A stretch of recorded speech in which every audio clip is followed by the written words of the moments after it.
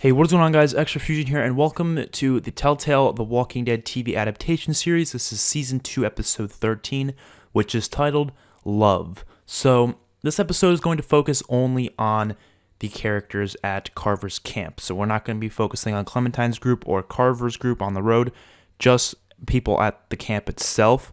So, that includes the prisoners, the 400 Days crew, all those characters. So, this episode is pretty cool. I'm not going to lie. I really enjoyed writing this one. It's going to have a lot of impact for primarily storylines in Season 3, but it's still an exciting one, so let's get into it. So, the episode begins with a bit of a montage as the song Sympathy for the Devil plays. If you guys know that song by Rolling Stones, great song. That's playing while the 400 Days crew continued doing their work, as well as just enjoying life, not having to kill walkers. They're just enjoying life. You know, Vince and Shell are in the greenhouse, Bonnie as a nurse, Wyatt in the armory, until Vince notices a pretty decent-sized group of walkers headed for the greenhouse from the outside. He walkies Enrique and tells him about it, but Enrique tells him not to worry because Troy can handle it, so Troy calls his army to go outside and take them out with silenced rifles. So they don't have to even worry about walkers. Wyatt keeps looking at the guarded door by the one man with the rifle. The man asks Wyatt if he can catch him some coffee real quick because he can't leave his post. Wyatt says sure, as he gets a bit of a grin on his face. In the cells, Omid, Tavia, Molly, Aaron, and 3 other red shirts. Red shirts mean just like characters that are unnamed, and I don't really have the need to name them because they're not important to the story at all. They're just characters that are there. You can imagine them however you want. They're not really going to have any lines, so they're just there. You know what I mean? There's no point of naming. That's what red shirts mean. So it's Omid, Tavia, Molly, Aaron, and 3 other red shirts are left beaten to a pulp in their cells. They are all just destroyed because they've been beaten individually by Sawyer in some terrible punishment. Sawyer comes back into the room as he tells Aaron he's up for round 2. And Aaron begs Sawyer for mercy and says he doesn't want to do this as Sawyer opens up the cell. Aaron tries to fight back, but Sawyer just grabs Aaron and body slams him to the ground because remember, Sawyer's a huge dude. He then picks Aaron up and drags him across the floor back into the torture room. Roman is still chained up against the wall, forced to watch the torture. Aaron tries to reason with Sawyer and asks him about his past life as Sawyer starts to get his torture tools ready like tweezers and whips. Aaron tells Sawyer that he was a clinical psychologist. He talked to people and helped them through some tough shit. Aaron asks, what the fuck is the purpose of all this? They want them to be hard workers, but this is just going to weaken them. Sawyer finally speaks and says, well, you're a psychologist, so you know all about punishments and how they can shape who you are. So these punishments are trying to shape you guys into becoming loyal workers. Aaron continues to plead as Sawyer just tells him to shut the fuck up as he pulls out one of Aaron's teeth with tweezers. Aaron screams in pain. Molly tells the other prisoners that even if they break out, shit like this exists everywhere. So maybe there's no point of escaping. Omi tells her to snap out of it and says they can't just wait forever for Kenny to miraculously save them, because he probably won't. Wyatt heads into the doctor's office, and he sees Bonnie taking care of an elderly woman with a fever. Ella is there as well. Wyatt asks her if they have any laxatives, and Bonnie asks what for, and Wyatt says he thinks he ate something bad. He just liked to, get that shit out of him. And Ella points to the shelf in the corner of the room, and Wyatt goes over and grabs a bunch of laxatives, which laxatives are things, they're like pills that force you to take a shit, pretty much. He then heads into the kitchen where Becca and Dave are making some pancakes, and Wyatt starts up the coffee machine and puts together a drink of coffee as he drops a ton of the pills in it. He gives the drink to the guard, and then he waits in the next room. Over in the greenhouse, Vince and Shell are talking about the relationship, and Vince tells her he hasn't been in a relationship in a long time, and it was too much for him. He tells her that it was when he was 20 years old, and his girlfriend killed herself because he wasn't there for her when she needed it. Vince tells Shell he knows she wouldn't do that, but he's afraid he won't be able to be there for her when she needs it, and Shell calms him down and says it'll be fine. Back with Wyatt, the guard leaves his post after having to obviously take a massive shit, and so Wyatt sneaks up to the door and goes through. Wyatt walks through the factory as he comes across a door leading downstairs into the cells. He heads down the stairs as he comes across the cells with the prisoners in them, and he quickly notices Omid and Tavia there as he asks what the fuck they are doing here, and Omid asks the same about him. Wyatt says he knew something was up with this place as he looks for a way to get them out. But as he is looking, Troy comes into the room.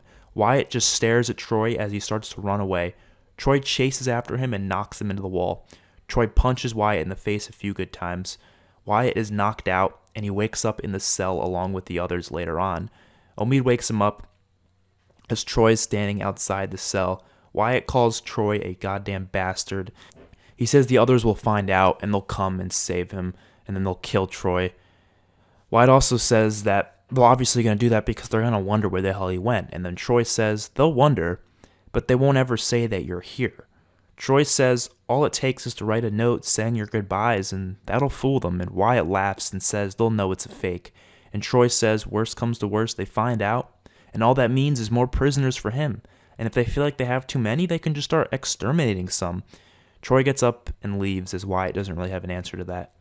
Later on that day, the 400 Days crew is eating lunch, and they wonder where Wyatt is. Dave calls over Becca, so she goes. Shell says it's so adorable, their little relationship. Dave tells Becca he wants to show her something. Dave takes her to a shed outside of the store, but it's still within the walls. And inside of the shed, there's a walker chained to a post, and there's horseshoes beside him. He tells her to watch as he throws the horseshoe at the walker. He says it's a game. You gotta try to get the horseshoe around the neck. Becca isn't amused by it. Dave wonders what's wrong, and Becca tells Dave it isn't supposed to be fun playing with the walkers like this. They were people before. Dave says at least they have a purpose now because they're providing entertainment, otherwise they'd just be dead. Becca says you don't know if that person wanted that. They might just want to be put down and be done with it. Shell tells him he's going to leave. Dave tells her to wait. He takes his knife and tells her he'll just kill it. He goes up to the walker, and as he tries to stab it, it ends up breaking loose from the rope. The knife didn't go far into the walker's head when he stabbed it, so it kind of just didn't die, so it continues to come at him with the knife still stuck in its head, and the walker gets on top of Dave. Becca quickly grabs a horseshoe and smacks the walker in the side of the head. Dave takes the knife out of the head and then sticks it back in harder to actually kill it this time. Dave said he's sorry. Becca says she shouldn't be so sensitive about it, but she had to see her parents turn, and it would just kill her to see someone playing around with their reanimated bodies. Dave said he's going to have to explain this shit to Robert. Robert's just some random red shirt we're not going to know about, but it's going to be someone that would care about this because I guess they knew about this little shed walker game as well. And probably something that Dave did with Robert, but Robert's not important, so just forget about him. Just a character, Back in the infirmary, Bonnie asks Ella if she's ever had to take care of something really serious in here. And Ella says when Reggie was bitten, they had to cut off his arm, and it was a bit troubling experience, but she says she's certain he wasn't going to make it, but he did. Vince and Shell ask Enrique where Wyatt is, and Enrique says he hasn't seen him, but they end up finding a note, the one that Troy made. It's in the front of the lobby, that was impersonating Wyatt, saying that he had to leave and he didn't feel like this place was for him. Bonnie comes over and sees this and is rather shocked. She runs back to where she hid her meth so she can go smoke some more, but it's gone. Bonnie gets all lightheaded and antsy. She punches a wall. Reggie sees her do this, and Reggie tries to calm her down. Dave shows Becca the comic book store, and it's a store that's attached to the side of the hardware store, like a strip mall. There's also a pizza place and a laundromat, and it's still within the walls itself. It's just like connected to the outside of the hardware store itself. He shows her all the comic books, and she actually says she was in love with comic books when she was a kid. She was one of the only girls to even be interested in them. So she tells him about, just her love for them and stuff like that. They bring the comics outside to the porch area, and Vince and Shell are out there as well. Shell tells Becca about Wyatt, and Vince says going after him would be too much trouble, so they might just let him be. Dave and Becca read the comic books while looking off in the distance of the outdoors. Shell tells Vince that this is the happiest she's seen Becca in a long damn time. Shell and Vince are just sitting on a couch by the porch, just looking at, basically what they're looking at as well, just the outdoors, just enjoying it, as Becca and Dave are kind of closer to the wall itself. And Dave actually ends up going in for a kiss with Becca, and Becca seems to want it. So just as they're about to kiss, a bullet goes straight through Becca's head, killing her instantly. Her body falls on top of Dave. Shell sees this and yells hysterically. Dave is completely shocked and he can't even move. Dave just looks up outside of the community and sees 3 trucks pull up to the community full of people. The people open fire with machine guns on the fences. Dave is hit in the shoulder with a bullet as Vince grabs Shell, who can barely move because she is still hysterically crying. Vince also runs over to grab Dave and get him to cover in the comic book store along with Shell. Troy is alarmed as he calls for the army to get into positions. These people destroy the fences with C4 bombs and they head into the community. They start shooting civilians of the community with their very advanced weaponry. We're talking M4s, ACRs, SCARs, and some people with some more old school weapons with AK-47, stuff like that. But they have like full-on attachments and stuff like that. They are fully loaded. This is some real shit here. These people just look like any normal people, though. They don't have like special suits on or anything. They're just normal guys and girls that are just lighting up the communities like savages. These people are ruthless and continue to shoot anyone in sight. Enrique and Irene hand out weapons in the armory to as many folks as possible as they begin to shoot back at these killers. Bonnie and Reggie hide under a bed as the killers raid the room and search around. I'm going to call these people the killers for now, just for now.